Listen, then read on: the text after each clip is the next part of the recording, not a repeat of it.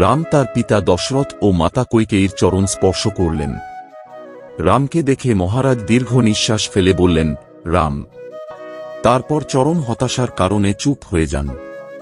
তার চোখ জলে ভরে গেল। রাম কৈকেয়ীকে জিজ্ঞাসা করলেন, মাতা, পিতার এমন অবস্থার কারণ কি? উনি কি আমার উপর অসন্তুষ্ট? যদি আমার উপর অসন্তুষ্ট হয়, তবে আমার এক মুহূর্তের জন্য বেঁচে থাকা অর্থহীন।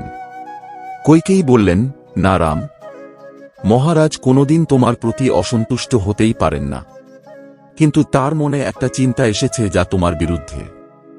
সেজন্য উনি তোমাকে দ্বিধায় বলতে পারছে না। আমি তোমাকে বলছি, দেবাসুর যুদ্ধের সময় তিনি আমাকে 2টি বর দেওয়ার প্রতিশ্রুতি দিয়েছিলেন।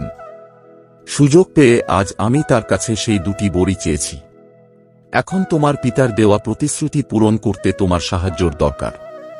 তুমি যদি প্রতিশ্রুতি দাও যে আমি যা বলবো তুমি অবশ্যই তা অনুসরণ করবে, তবেই আমি তোমাকে সেই বর সম্পর্কে সচেতন করতে পারি। রাম বললেন, মাতা, পিতার দেওয়া অনুমতি পেলে আমি আমার জীবনও উৎসর্গ করতে পারি। আমি আপনার পায়ে শপথ করছি যে আমি অবশ্যই আপনার কথার পালন করব।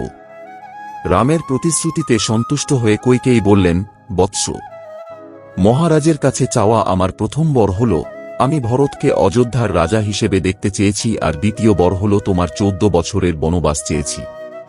অতএব এখন তোমার প্রতিশ্রুতি অনুসারে অবিলম্বে বক্কল পরিধান করে বনে রওনা হওয়া উচিত। তোমার আসক্তিতে রাজা দুঃখ বোধ করছেন, তাই তোমার বনে যাওয়ার পরই ভরতের রাজ্যাভিষেক ঘটবে। আমার পূর্ণ বিশ্বাস তুমি তোমার দেওয়া প্রতিজ্ঞা রক্ষা করে অবশ্যই তোমার পিতাকে পাপের সাগর থেকে মুক্ত করবেন। রাম দুঃখ ও বেদনামুক্ত হয়ে কৈকেয়ীর কথা শুনে মিষ্টি হেসে বললেন, মাতা, আপনি আর পিতা কি শুধু এই ছোট্ট জিনিসটার জন্য এত চিন্তিত? আমি অবশ্যই 14 বছরের জন্য বনে যাব। এটা আমার সত্যিকারের প্রতিশ্রুতি। মহারাজ দশরথ রাম ও কৈকেয়ীর মধ্যে এই কথোপকথন শুনছিলেন, এবং রামের এই প্রতিশ্রুতির কথা শুনে তিনি আবার অজ্ঞান হয়ে গেলেন। রাম তার অচেতন পিতা এবং কৈকেয়ীর পায়ে মাথা নত করে নিঃশব্দে ঘরের ভিতর থেকে বেরিয়ে গেলেন। পরবর্তী ভিডিও খুব তাড়াতাড়ি আসছে, দেখতে থাকুন রামায়ণ কথার বাকি ভিডিওগুলো। তবে আমাদের চ্যানেলে সাবস্ক্রাইব করতে ভুলবেন না। জয় শ্রীরাম।